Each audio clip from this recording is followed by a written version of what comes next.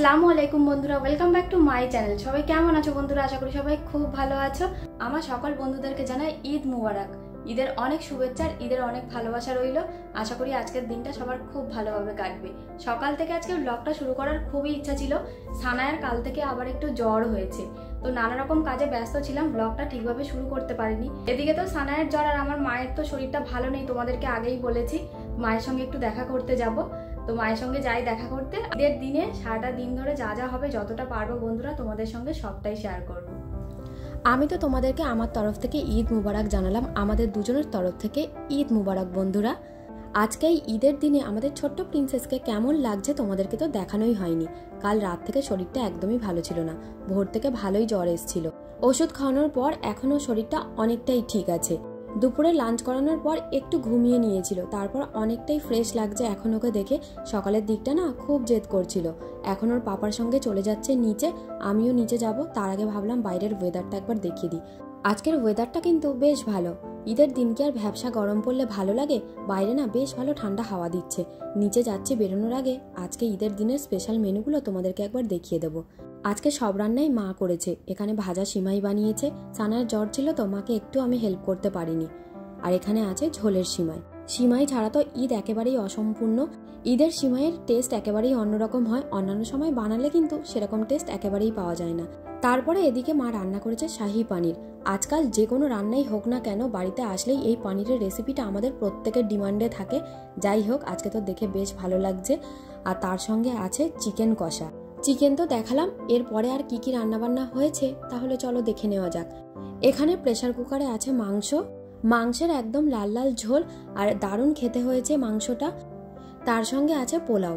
বিরিয়ানি খেয়ে খেয়ে আমরা এতটাই বোর হয়ে গেছি, আমাদের কারোরই বিরিয়ানি খাওয়ার একদমই ইচ্ছা ছিল না। তার জন্যই মা পোলাও বানিয়েছে। তিনজন মিলে এবার বেরিয়ে পড়ছি। এখন তো 3টে মতো বাজে। আসলে এই সময় যাওয়ার আর একটা কারণ হলো, এখন যদি যাই তাহলে বেশ কিছুক্ষণ সময় কাটিয়ে আসতে পারবো।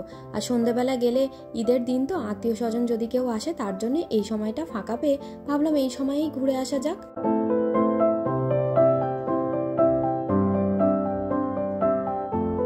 আমার শ্বশুরবাড়ি থেকে বাপের বাড়ি খুব একটা দূরে না, এটাই একটা সুবিধা। যখন ইচ্ছা হয় চলে আসতে পারি। একটা প্রজাপতি উড়ে গেল, সানায়া দেখে যে কি খুশি হয়েছে কি বলবো। সানায়া আবার প্রজাপতি খুব ভালোবাসে। বাড়িতে কেউ জানে না আমরা 3জন এই সময় আসবো। মা একবার জিজ্ঞাসা করেছিল আমরা আসবো কিনা, তখন বলেছিলাম সময় পেলে একবার গিয়ে ঘুরে আসবো। কিন্তু হঠাৎ করে এরকম সময় চলে আসবো কেউই জানে না। আমি যে আস্তে আস্তে গেটটা খুলে ভেতরে ঢুকবো, গেটটাই খুলতে পারছি না। আসলে ভেতরের দিক থেকে যে গেটটা লাগানো আছে সেটাই খেয়াল করিনি। গেটটা খুলতে গিয়ে এমন শব্দ হলো, সবাই বুঝতে পেরে গেছে যে আমি চলে এসেছি। ভাবছিলাম সবাইকে হঠাৎ করে ঢুকে চমকে দেবো, সেটা আর হলো না। হঠাৎ করে এসেছি তো সবাই একটু হলেও চমকেছে, যতই জানতে পারো। মা ওদিকে বসে আছে, আর এই যে আমার বোন আর আমার আরেক পাশে আমার স্টুডেন্ট, আমার কাছে কিন্তু একটা সময় টিউশন পড়তো। বেশ কিছুক্ষণ সবাই মিলে গল্প করলাম। সানা এবার বাড়িতে চলে যাবে তো, তাই নানিমাকে হামি দিচ্ছে। আমরা এসেছি বলে মা আবার এই ঘরে এসে চেয়ারের মধ্যে একটু বসেছে। আসলে একইভাবে থাকতে থাকতে না মায়েরও আর ভালো লাগছে না। আগের থেকে মা একটু হলেও সুস্থ হয়েছে, দেখেও ভালো লাগছে। আস্তে আস্তে যেন মা এভাবে সুস্থ হয়ে ওঠে। নিজের মাকে অসুস্থ দেখতে কার ভালো লাগে বলো তো বন্ধুরা? যাই হোক, এবার আমরা এখান থেকে বেরিয়ে পড়ছি। আর ছোট বোন না এখনো রেডি হয়নি। আসলে ও রেডি হতেই যাচ্ছিল, তার মাঝে আমরা চলে এসেছি। তার জন্য অনেকটা সময় কেটে গেছে। এবার আমরা বেরিয়ে পড়ছি, ওকে বললাম রেডি হয়ে নিতে। এবছরের ঈদ আমাদের জন্য একটু অন্যরকম। ভালো খারাপ মিলিয়ে মিশিয়ে তো দিনগুলো কাটে। হয়তো খারাপ সময় কেটে গেলে ভালো সময় আবার ফিরে আসবে, এই আশাতেই আমরা সবাই বাঁচি। আর সেই আশাতেই আছি। সবাই দোয়া করো আমার মা যেন খুব তাড়াতাড়ি সুস্থ হয়ে যায়।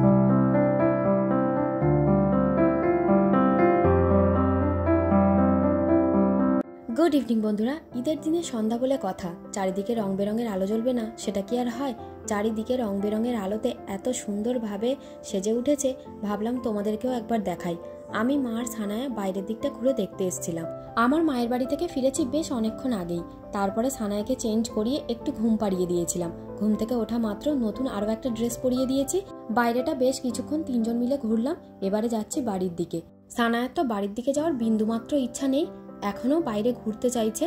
আসলে ঈদের দিন তো ভাবছে বাইরে সারাক্ষণ মজা করবে, ঘুরবে, কিন্তু সেটা করলে কি আর হয়? ঈদের দিন যারা না আসলে ঈদের দিনটা ঠিক জমে না, তারা এতক্ষণে আসলো। আমার দেওরেরা তো এসছে, অন্যান্য বছর কিন্তু জায়রাও আসে। জায়রা এবারে একটু ব্যস্ত হয়ে পড়ায় আর আসতে পারেনি। আসলে ঈদের দিন সব বাড়িতেই একটা ব্যস্ততা থাকে। আমার দেওরেরা কেউই কিছু খেতে চাইছিল না, তারপরে সমস্ত খাবার এখানে বেড়ে দিয়েছি। ঈদের দিন শুধু মুখে একেবারেই বাড়ি ফেরা যাবে না, সমস্ত রান্নাবান্না কাদের জন্য করা হয়েছে, সবাই আসবে, সবাই মিলে খাওয়া দাওয়া করা হবে, আনন্দ করা হবে, তার জন্যই তো এত খাবার দাবার বানানো।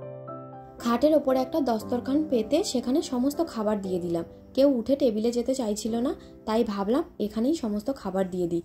আমার জায়েরা আসলে বেশ ভালো হতো, সবাই মিলে অনেকটা মজা, অনেকটা হই হুল্লোড় করা যেত। যাই হোক, দেওরেরা এসছে, বেশ ভালো লাগছে। যতই ব্যস্ত থাকুক, ওরা প্রত্যেক বছর ঈদের দিন একটু হলেও সময় বার করে আমাদের বাড়ি থেকে ঘুরে যায়। আসলে ঈদের দিন প্রত্যেকের বাড়িতেই আত্মীয় স্বজন আসা যাওয়া করে, তার উপরে আবার আমার জায়েদের সবারই ছোট বাচ্চা আছে, সেই কারণেই আসতে পারেনি। যাই হোক, সবাই মিলে কিন্তু এখানে বেশ ভালোই গল্প হচ্ছে, আড্ডা হচ্ছে, আর খাওয়া দাওয়া চলছে। আমার দেওরেরা তো খাওয়া দাওয়া করে একটু আগেই বেরিয়ে গিয়েছে, আর এতক্ষণে আমার ছোট বোন আসলো।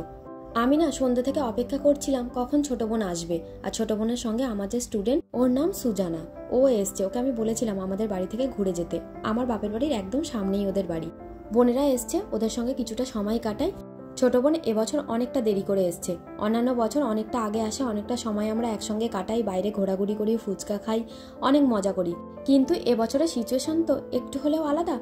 যাই হোক, বোনেদেরকে খেতে দিতে যাচ্ছিলাম, কেউ কিছুই খেতে চাইছিল না। তারপরে আমি জোর করে ওদেরকে কোল্ড ড্রিঙ্কস দিলাম, সেটাই খাচ্ছে। একেবারে শুধু মুখে চলে গেলে ভালো লাগে, এমনিতেই কতটা দেরি করে এসছে, বেশিক্ষণ বসবে না। তাও যতক্ষণ আছে একটু মজা করে নি, আনন্দ করে নি, গল্প করে নি।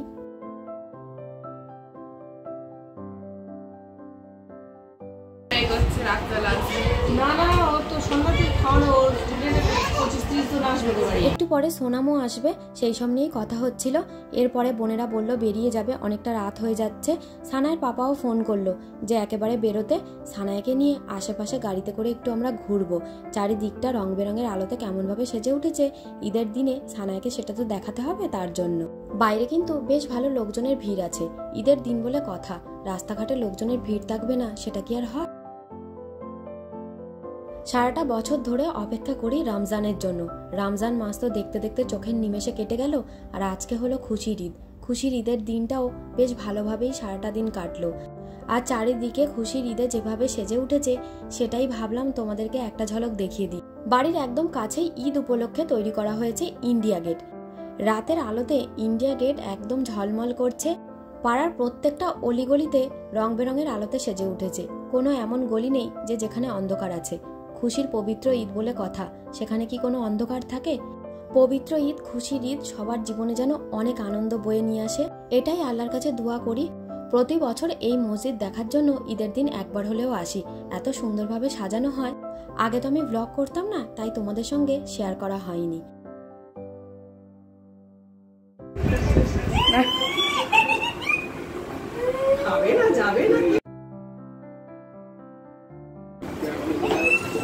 কাল তো লুটি পুটি খেয়েছে একেবারে। ওয়ালাইকুম আসসালাম। না না, সে সকালে এসেছিল। সোনাম আর আমার নন্দাই দুজনেই চলে এসছে। এবার আমরা বসবো রাতের ডিনার করতে। আর আজকে আমাদের ঈদের দিনের কি কি মেনু ছিল তোমাদের সঙ্গে সবটাই শেয়ার করেছিলাম দুপুরবেলা। সমস্ত খাবার টেবিলে সাজিয়ে নেওয়া হয়েছে, সবাই মিলে একসঙ্গে রাতের ডিনার করব। সানায়ের তো দুষ্টুমি শেষ নেই, আবার কয়েনগুলোকে বের করেছে। এই কয়েনগুলো যে ওর কি প্রিয় কি বলবো। সব সময় আমরা চোখে চোখে রাখি, ও কিন্তু কয়েনগুলো একেবারেই মুখে দেয় না। আর আজকে না জ্বর হওয়ার পর প্রচন্ড জেদ করছে, ঘ্যান ঘ্যান করছে। যাই হোক, এখন তো খেলাধুলায় ব্যস্ত আছে, আমরা না ডিনারটা তাড়াতাড়ি সেরে নেব, কারণ অনেকটা রাত হয়ে গেছে। বরাবরের মতো টেবিলে কিন্তু খাবার সাজানো হয়ে গেছে। সানায়ের সঙ্গে সবাই এত ব্যস্ত হয়ে যায় না, খাবার টেবিলে কেউ আর এসে বসতে পারে না। স্যালাডটা একটু নুন মাখিয়ে নিলাম, আগে থেকে নুন মাখিয়ে রাখলে জল ছেড়ে দেবে কিনা তার জন্য।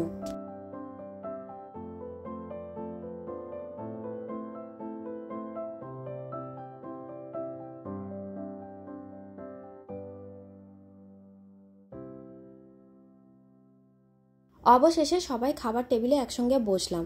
সানায়ের পাপা বসানি একটাই কারণে, ও বলল শরীরটা খুব একটা ভালো লাগছে না, গরমের মধ্যে একদমই কিছু খেতে ভালো লাগছে না। আমার দেওরেরা যখন এসেছিল, ও ওদের সঙ্গে একটু খাওয়া দাওয়া করেছিল, তার জন্যই বলল যে এখন আরও কিছু খাবে না। দুপুরবেলার লাঞ্চটা তো তোমাদের সঙ্গে শেয়ার করতে পারিনি, আসলে তখন একসঙ্গে কিন্তু সবাই ছিলামও না। একদিকে ভালোই হলো, রাতের ডিনারটা সবাই মিলে একসঙ্গে এখন করব। ঈদের সারাটা দিন যেভাবে কাটলো যতটা পারলাম সবটাই তোমাদের সঙ্গে শেয়ার করলাম। আর বন্ধুরা, আজকের ভিডিওতে যদি কিছু ভালো লেগে থাকে প্লিজ একটা লাইক করো, কমেন্ট করে জানিও। পারলে আমার ভিডিওগুলো তোমরা শেয়ার করো, ফেসবুক পেজটাকে ফলো করে দিও, ইউটিউব চ্যানেলটাকে সাবস্ক্রাইব করে দিও।